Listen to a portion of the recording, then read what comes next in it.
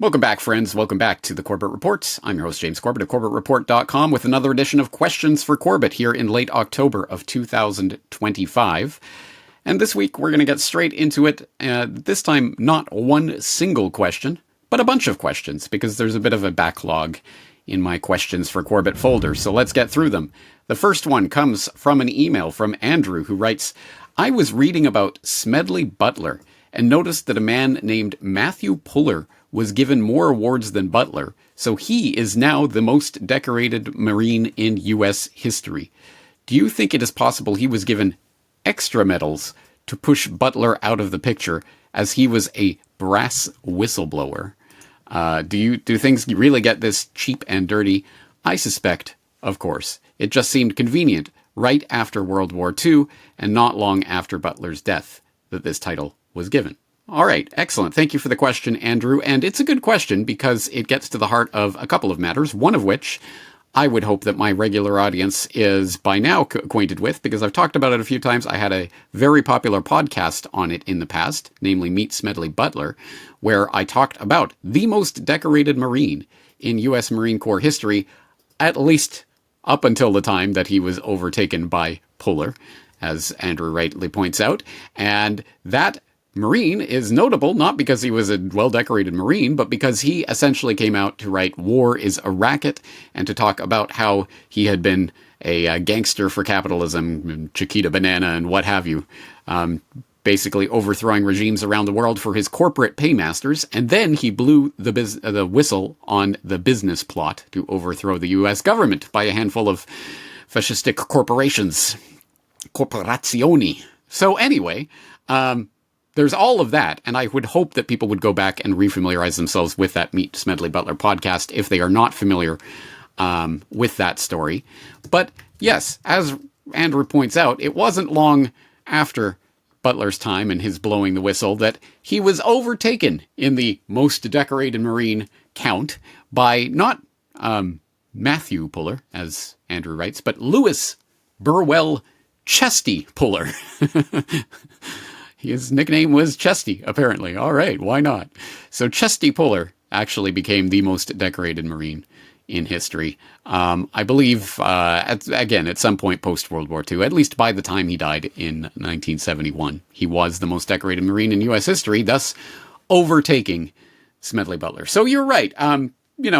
One could wonder if perhaps it was a bit of a blemish on the corporate paymasters of the military-industrial complex that has been puppeteering the U.S. government for so long, that the most decorated Marine was in fact a whistleblower who was very much against their operations. So, hey, let's at least take that away from him and give some more baubles to somebody else.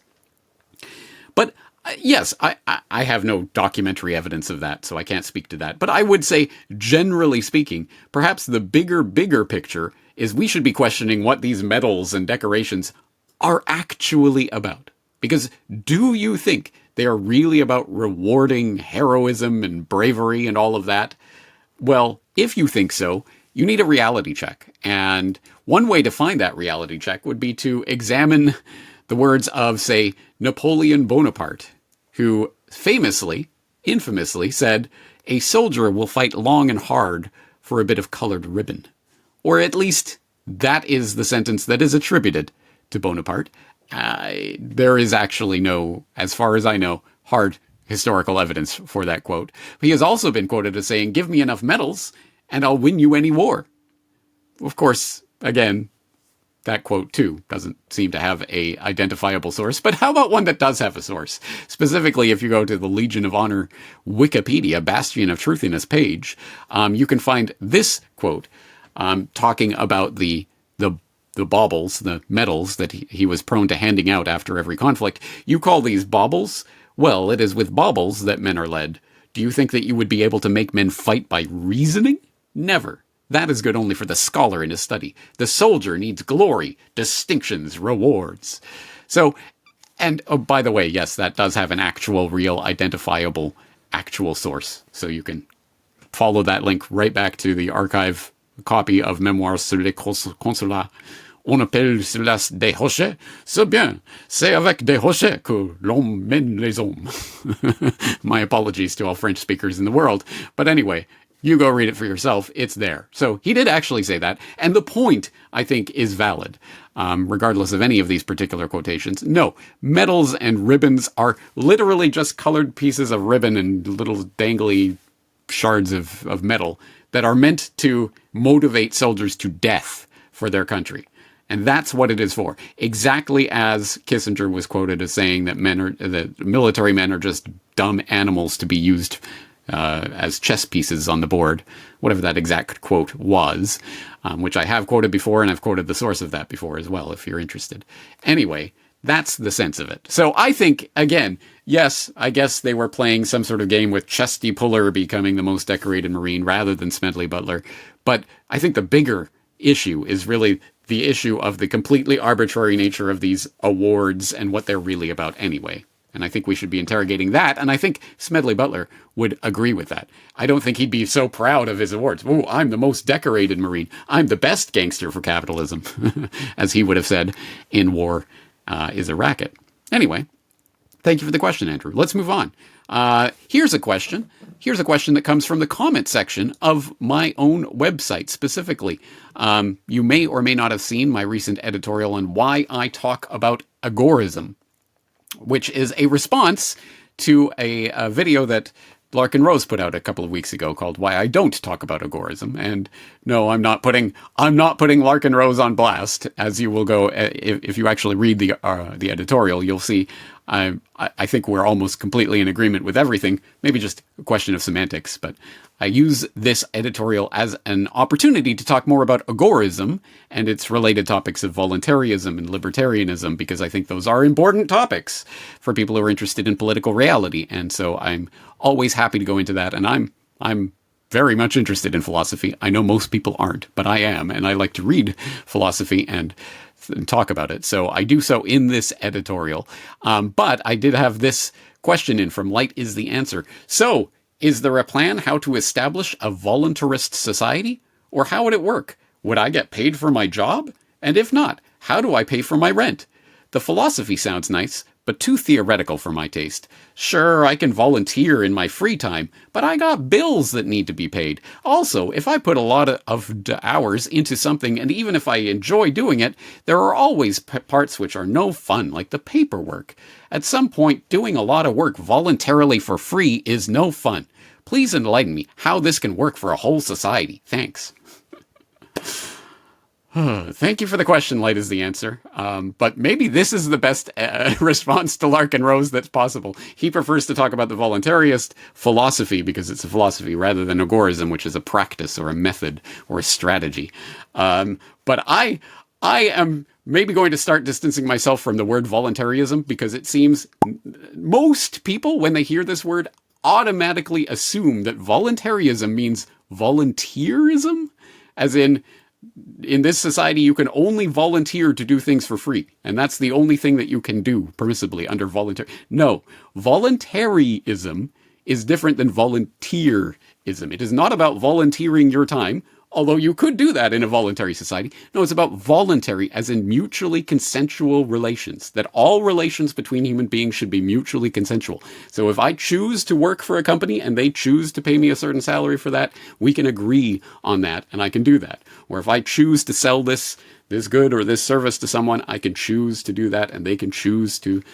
It's all about voluntary choice. That's what it's about, not volunteering your time. You don't have to volunteer your time in a voluntary society, although you can if you want. And certainly that would be part of a voluntary society, but it's not. That's not what it means. Volunteering is different than voluntary. And that's why we need a different word altogether to describe voluntarism, because it seems most people just get stuck on just seeing the word it must be volunteering. And then they completely have a brain fart and can't actually understand what's being said. In this editorial, I go on to give a grand elaboration of what voluntarism is and what agorism is. But I guess Light is the Answer did not read that part of the editorial. That's unfortunate. And then, as is the way with comment sections everywhere, Duck and Home Remedy Supply chime in with their 2 cents, but they don't actually correct the fundamental misunderstanding that Light is the Answer is bringing. They go along with it. Yeah, voluntarism means a volunteering society where all you do is volunteer. So, thank you for the question, light is the answer, but that is not what voluntarism means. And until we come up with a better word for this, I mean, anarchism is unfortunately a much polluted word that has a million different meanings and associations and flavors. So I don't think we can just use that entirely. That's why maybe agorism really is the best, if only because nobody who's a native English speaker who doesn't know Greek has any association whatsoever with the word agora. So you can actually have a conversation where you actually tell someone what something is and they hopefully understand it rather than just associating it with a different random word. Anyway, that's my pet peeve. Thank you for the question, light is the answer, but voluntarism is not volunteering. That is not what this means. Please reread the entire editorial. Okay, let's move on. Question from Libby. Libby writes, I'm nearly finished watching your great podcast from 11 years ago, China and the New World Order. Well, maybe in another 11 years you can finish it, Libby. I would be so curious about your thoughts, no matter how brief, on this information, a different interpretation of what happened in TS. And when you follow the link that Libby provides, you will see that TS refers to Tiananmen Square. And she's pointing to this blog from World Affairs that was posted in June 2019 on the 20th anniversary of Tiananmen Square. There was a lot being talked about at that time, as you can imagine. And this one is Tiananmen Square Massacre, Facts, Fiction, and Propaganda. And yes, I've skimmed through this and get the idea, pointing to several parts of the story that are often excluded from the pat narrative that we receive in the West about this horrible Chinese massacre. Students were uprising, the Chinese rolled in the tanks, killed them all, and covered it up for 20 years. Well, 25, 26. Well, okay, maybe it's a bit more complicated than that, and that's what this post, I guess, ostensibly is doing. But I have my own post on the exact same subject that was released at almost the exact same time, again, around the 30th anniversary. I really am getting old, aren't I? Okay. Around the 30th anniversary of Tiananmen Square, I wrote my own post, The Truth About Tiananmen, in which I elaborate on... Oh, wait, what's this? There's a paywall? You have to be a member of the website to log in and read this? James, what are you doing? I can't believe you are putting information behind the paywall, you stupid ass. Oh, you can just click here to get the free post. And here it is. Okay. So when you click through, if you don't want to pay me for my efforts, go ahead. And you can read this for free, where I talk about the official story of the Tiananmen Square massacre, it was the culmination of weeks of student-led protests against the Chinese government, and it involved troops with assault rifles and tanks firing at the demonstrators, trying to block the military's advance towards Tiananmen Square. Resulted in the deaths of several hundreds of the protesters, or was it 2,600? Well, the Chinese government won't say, so I guess we'll never know, right? Well, maybe we will. There are definitely parts of this story that have been excluded from our attention quite deliberately over the decades, and you don't have to take my word from that. For example, I link to the U.S. and Chilean diplomats that were talking about problems with the Tiananmen Square narrative that's reported in the West. James Miles, who was reporting on it for the BBC as the BBC's Beijing correspondent at the time, he wrote a mea culpa in 2009 admitting that his reporting had conveyed the wrong impression, and in fact there was no massacre on Tiananmen Square. The ex-US ambassador Chaz Freeman reflected on Tiananmen back in 2006, opining that the Chinese government was actually much too restrained in its response to the 1989 protest movement, where he says, quote, "I cannot conceive of any American government behaving with the ill-conceived restraint that the Zhao Ziyang administration did in China, allowing students to occupy zones that are the equivalent of the Washington National Mall and Times Square combined, while shutting down much of the Chinese government's normal operations. I thus share the hope of the majority in China that no Chinese government will repeat the mistakes of Zhao Ziyang's dilatory tactics of appeasement in dealing with domestic protesters in China," end quote. But, as I go on to say, this is not to say there were no killings that night, or that the Chinese government is run by an innocent group of falsely maligned angels. But the real story about the 1989 democracy movement in China has never filtered down to the broader public. This story, one that includes CIA assistance for the protesters, does not comport with the straightforward narrative of an evil government coldly slaughtering a crowd of unarmed protesters, so it must be sent down the rabbit hole, the memory hole. But then as I go on to say, in short, there is nuance to this story. Yes, There were real student protesters in Beijing in 1989 who were really protesting about their real grievances. They were also being infiltrated and provoked by outside forces that had their own agenda in destabilizing the Chinese government. Does that delegitimize the protesters' movement and their grievances? No, of course not. But we have to understand that the narrative of Tiananmen Square, the Tiananmen Square massacre story that is brought up each year on the anniversary and wielded like a bludgeon against the Chinese government, has been weaponized. The diplomats who mouth platitudes about the heroes of 1989 couldn't care less about the students or their movement.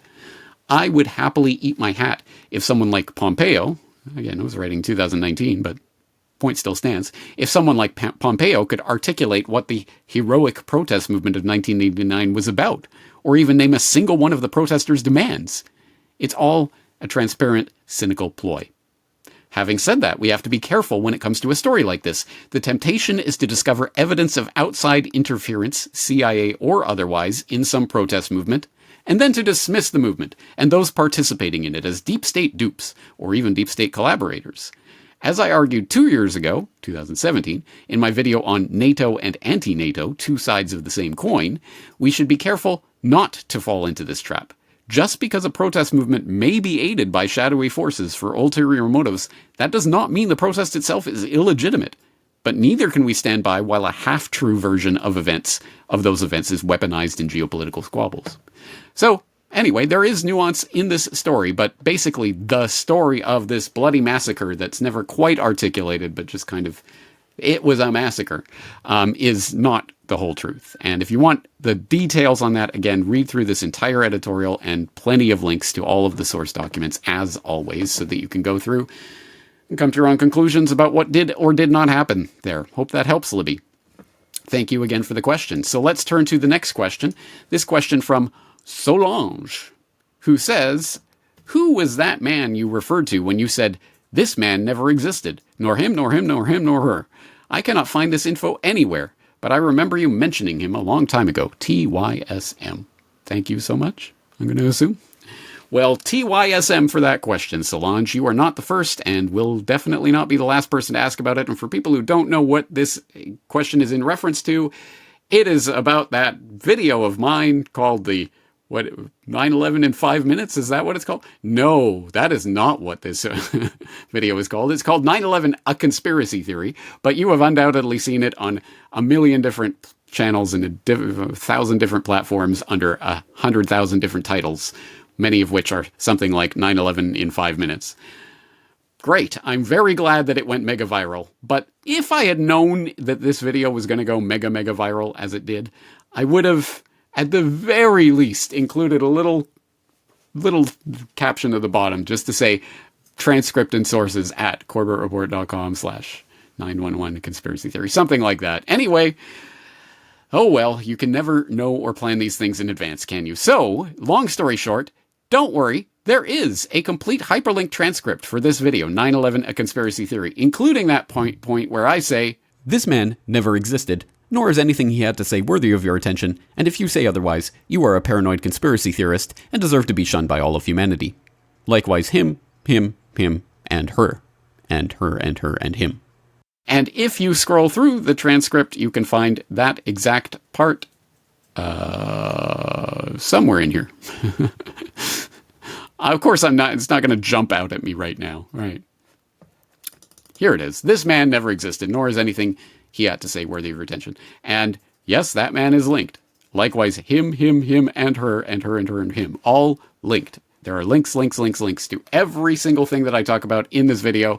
So if you are struggling with this, here is the link and here are all the resources. If you ever see anyone else questioning or thinking about these or asking about different pieces of this, kindly direct them to this transcript. I think it will be useful for them in finding out what I was actually talking about in my inside joke to the 9/11 truth movement that somehow or other went mega viral and has been seen tens of millions of times online. All right. Okay, let's move along to a question from Richard, who writes, I have a question for you about Japan. What do you see as the best path for Japan to liberate itself from the stranglehold of the U.S. military and take control of their own defense? Very good question, Richard, and obviously one that very much preoccupies me, living as I do here in Japan. But I'm afraid I do not have a a pat answer to that question, specifically the way that it's framed. What's the best path for Japan to liberate itself from the stranglehold of the U.S. military? Kind of assumes that the population wants that liberation. And although I think that would have been a safer bet a decade or 2 or 3 or 4 ago, it is becoming less and less of a safe bet. At any rate, there are undoubtedly people who are very, very much unhappy with the U.S. military presence here. Most of them living around U.S. bases, like in Okinawa, for example. The Okinawa people are very much against U.S. military bases, by and large, for very good reasons, and the very many mishaps, accidents, and raping of children and other things that happen to go along with that U.S. military presence. That tends to make the Okinawans and others stationed near military bases quite angry. But I would say that the overall Japanese population is changing in its attitudes towards militarism. And obviously back in the imperial era and the imperial wars, obviously Japan was a warmongering, war-hungry nation that was not only willing to fight and die, but literally to commit suicide missions or whatever else for the greater glory of the empire and the emperor and all of that. And we all know about that history. But after World War II and the atomic bombings and the total disgrace and defeat, Japan completely changed, totally became pacifist, literally hardwired into the Constitution, written essentially at gunpoint by MacArthur in the U.S. But at any rate, literally written into the Constitution that Japan cannot have a military force. That is still in the Constitution. So they have a self-defense force, which is actually one of the largest militaries on the planet, but it's not a military. It's a self-defense force, guys. Anyway, you see the types of parlor games that are played, but at any rate, there's still something of that idea, I think, in some part of the Japanese population that it is now a pacifist country and they've rejected their warmongering ways. But as I have articulated elsewhere, that is changing. Specifically, if you go back to Questions for Corbett number 91 on Is the Empire Awakening, you will find a lot more information about that particular question. What is the empire doing these days? Is there a new empire rising, a rising sun flag making its way back? And what does that really mean in terms of expanding Japanese military budgets, etc.?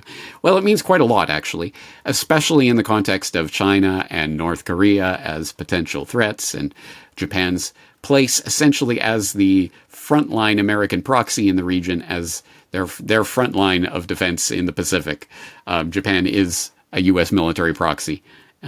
Essentially, and is acting more and more like one. And further signs, since that Questions for Corbett that I did a few years ago on this rising militarism in Japan, further signs, if any are necessary, is the recent selection of the ultra hardline right-wing nationalist warmonger / heavy metal enthusiast that just got installed as the first female prime minister in Japan. And that this is just part of a broader cultural trend that is happening in Japan, that is seeing, I think, a decided shift towards the right and right-wing nationalist politics as part of that grander political phenomenon that's sweeping the world that I wrote about in my very popular editorial earlier this year, Back and to the Right. The pendulum swings again. If you haven't read that editorial, I suggest you do. And I suggest you read the follow-up editorial on escaping the pendulum, because I think that's incredibly important as well. But yes, there is obviously a massive turn towards right-wing nationalist and seclusionist and warmongering in politics, generally speaking, around the world. And it is happening in Japan as well. And there are specific reasons for that and the specific context, etc.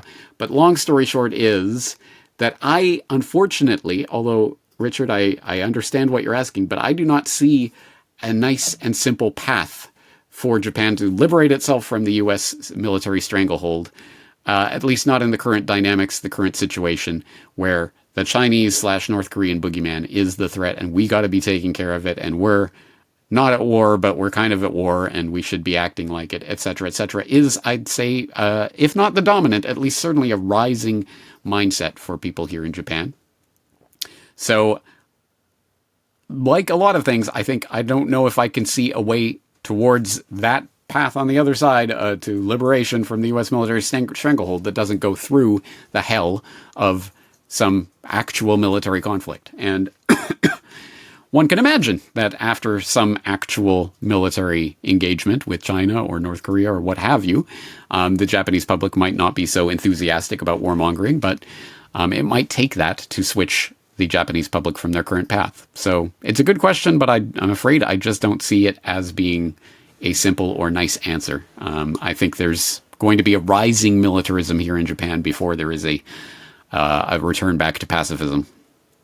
All right, let's move on to a question from Chris, who writes, in England, Starmer has now put digital ID cards on the main issues in the facade of routing out illegal migrants. Stupid question, I'm sorry, but how do we not get onto it? Quit jobs if need be? Lose bank accounts if they need it?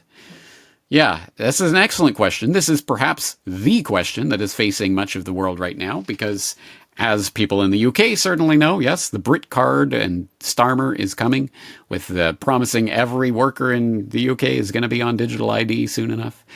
And similar ideas and agendas rolling out across the globe, no matter what country you're in. I'm sure you've seen some version of this. So, in order to really answer this question, to the extent that it is answerable, some would even question whether the Brit card itself, the announced Brit card by Starmer, is not itself part of a psyop. Sort of a limited hangout bait. Here you guys go, we're going to do this horrible, horrendous thing. Oh, everybody's against it. Oh, okay, we won't do that thing. And people laying out that argument, for example, Ian Davis at Off Guardian, the Brit card psyop, what is true digital ID in the UK, where Davis and others like him make the point that the Brit card is almost universally opposed. Almost everyone who heard about this idea was opposed to it, including even people in Starmer's own party, etc. It's not going to be politically popular, so why are they really pushing this? Are they really expecting to go through with it? And as Davis and others point out, they don't necessarily need to go through with the Brit card as it is being announced, because all of the different aspects of what comprises this grander digital ID agenda are already in place. Many of them already functioning. There are already people who are already accessing government services through the official government apps or government wallets, the one logins, verifying their age by giving their digital biometrics to various companies and other things. Most of these being done, digital licenses, other things like that, but most of these things being done voluntarily. Voluntarily, not volunteering, voluntarily. Anyway, doing these things voluntarily, they don't have to, there's no gun to their head, but they are doing it because it's just easier. And it is unfortunate that the digital ID may not come at the barrel of the gun, and either you take this Brit card or you don't work. As in, you now are required to have a smartphone in order to live, which would be essentially what the Brit card would be imposing on people.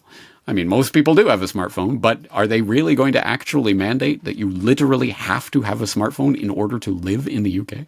Anyway, maybe they don't need to. Maybe it will be part of this voluntary process. And to the extent that it is, then our pushback against that process, our opting out, is important. As I've talked about before, our opting out, our being stubborn, our being buttheads when it comes to these things. No, I'm not going to download the app so that I can order a new bank card for the ATM machine or whatever. Whatever it is, whatever ridiculous hoops they want you to jump through. No, there is a way to do this with pen and paper, and I'm going to do it the pen and paper way. And I don't care if it takes us an hour, we're going to do it that way. And the more that we are buttheads about these things, at the very least, we can carve out the space for opting out on these things. So I have said that in the past. I will reiterate that here. But for people who want more on this idea, this agenda, who want a really deep dive on it, I will point out that Above Phone, my good friend Hakeem Anwar at Above Phone, has just put out an incredible detailed analysis, Life Under Digital ID, a global analysis with solutions. And it talks about how these digital IDs are being rolled out, where will they be mandatory, what will life be like with digital ID, how much time do we have, what can we do about it. So if this is something that you are concerned about, and I think you should be, then this would be one resource you might want to check out. Again, I'll leave this link here, and you can get that document yourself. I think I will be talking to Hakeem about that in the near future, so stay tuned for that. It's a very good question. Again, there's a lot of things to be said here, but not one simple silver bullet solution. Oh, don't worry. You just sign your name on this form and you don't have to take a digital ID. We'll have to see how governments try to roll this out. But Let's not fall into the bait and switch with the CBDC. Oh, you don't want that? Okay, here's stablecoin. Yay!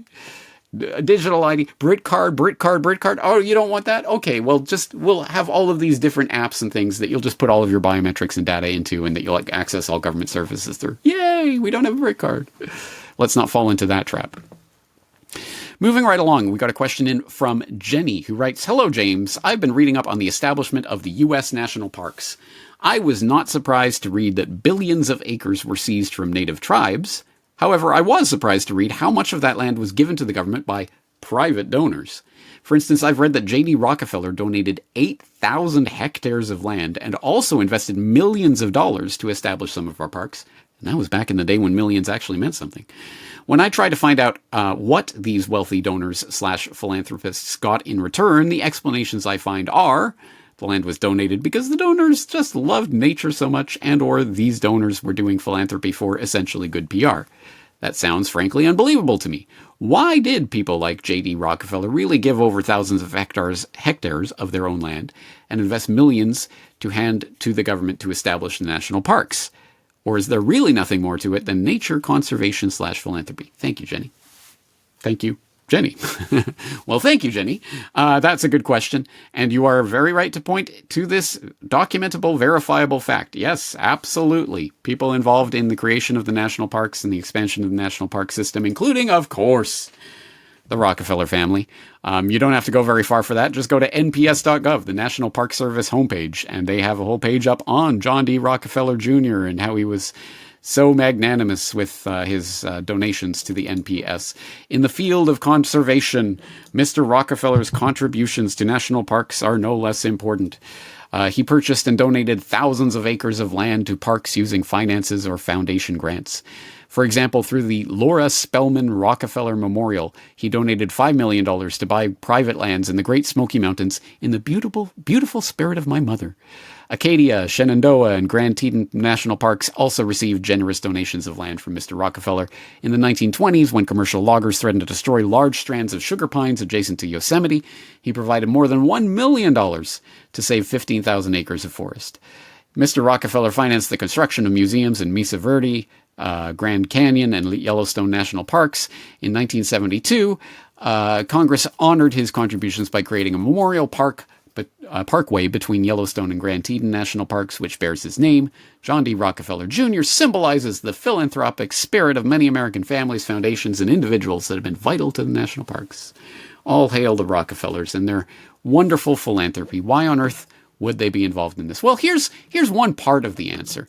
And it's a surprising one. Also on nps.gov, you don't have to go very far. Just click on over to the Madison Grant page on the National Park Service. Madison Grant? Where have I heard that name before? Oh, right. So this is a more problematic one for the NPS, but they at least admit to it. Madison Grant was a key figure in the history of the National Park Service who left behind a troubling legacy. He supported environmental conservation and worked to protect plant and animal species like redwood trees and the American bison. While Grant is known for his contributions to wildlife protection, he is best remembered for his support of eugenics. His 1916 book, The Passing of the Great Race, spread racist ideas that Grant claimed were scientific. Policymakers used the ideas of Grant and those who agreed with him to restrict immigration and to control people's ability to have children. Any history of the National Park Service is incomplete without an accounting of Madison Grant's influence. And it goes on to give that accounting, or at least part of it. And so that is actually an essential part of the understanding of this story, because you might know from my previous reporting, for example, the How and Why Big Oil Conquered the World docs, you might know that the Rockefeller family, especially John D. Rockefeller Jr., was absolutely essential in establishing and funding the eugenics the American Eugenics Society and the American Eugenics Institutions, which were then transplanted to Germany with Rockefeller funds, so that the great work of preserving the great race could be passed on there. There is a connection between eugenicists and conservationists. It is a real, documentable, historical connection. Make of it what you will. I have my own thoughts and opinions on this matter, and if you are interested in them, I have written all about this subject in a book called Reportage, Essays on the New World Order. You may have heard about it once or twice. It is now available in paperback and in this beautiful hardcover edition from reportagebook.com. So I hope you will purchase a copy today if you haven't yet done so, or purchase one for your friends, family, neighbors, loved ones, complete strangers, etc. I very much appreciate that. Anyway, in that book, I have an entire chapter, an essay on who really controls the environmental movement, which talks precisely about this issue. Not the Rockefellers in particular, but I do talk about Madison Grant and others with interesting associations with the environmental movement and what that says about that connection.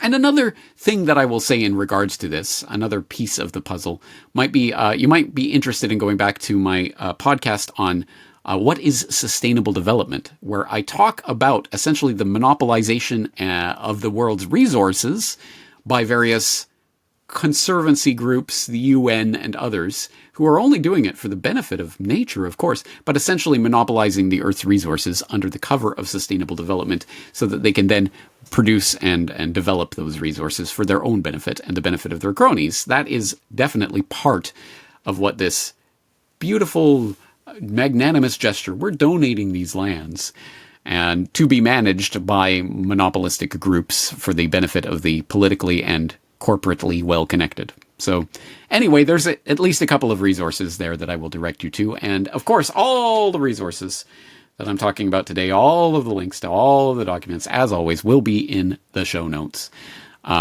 for this episode. That actually brings up an excellent point. I forgot to put it in my notes, so I'm just going to wing this one.